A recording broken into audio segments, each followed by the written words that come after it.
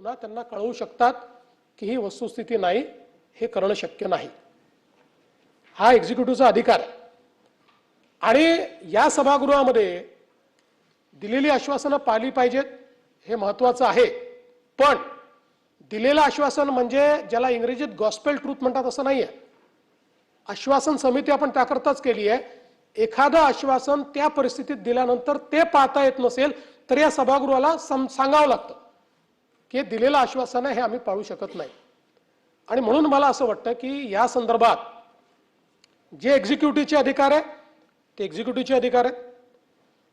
हां, त्या स्थानावर बसला असताना सभापती, अध्यक्ष किंवा अगदी तालिका सभापती देखील परिस्थिती अनुरूप एखादा निर्देश देऊ शकतात, पण तो निर्देश दिला म्हणजे आता त्याच्यातनं सुटका नाही, ते ब्रह्मवाक्य होऊ शकत नाही।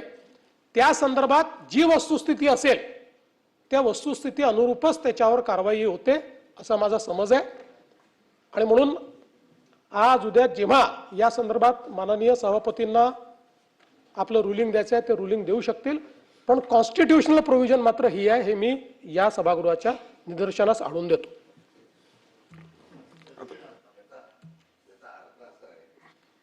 मुख्यमंत्र्यांनी स्पष्टीकरण व्यवस्थितपणे केलेलं आहे। याचा अर्थ असा होतो की सभापती किंवा तिथे असलेले अध्यक्ष असतील किंवा त्या चेअरवर बसलेली जी व्यक्ती असेल ते फक्त निर्देश देऊ शकतात, कारवाई करू शकत नाही, अशा प्रकारच्या सूचना करू शकतात। आणि ते म्हणतात त्याप्रमाणे ते व्हेरीफाय केल्यानंतर जर ते योग्य असेल तर ते इम्प्लिमेंट केलं जाईल। नाहीतर माननीय मुख्यमंत्री महोदयांनी जे मी रेकॉर्डवर फक्त आहे त्याच्यातून सगळ्याचं मी रेकॉर्ड फक्त आणतोय, मी बाकी काही करत नाही।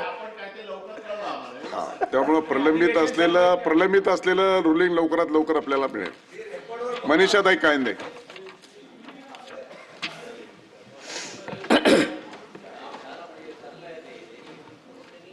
सभापती महोदय, विधेयक क्रमांक 8 वर बोलत असताना या दोन ज्या प्रायव्हेट युनिव्हर्सिटीज, मला एकंदरच युनिव्हर्सिटीची व्याख्या काय, युनिव्हर्सिटी ज्याला म्हणतात की त्याच्यामध्ये अनेक कॉलेजेस अफिलिएटेड असतात आणि त्याला अंडर ग्रॅज्युएट, पोस्ट ग्रॅज्युएट आणि रिसर्च असे 3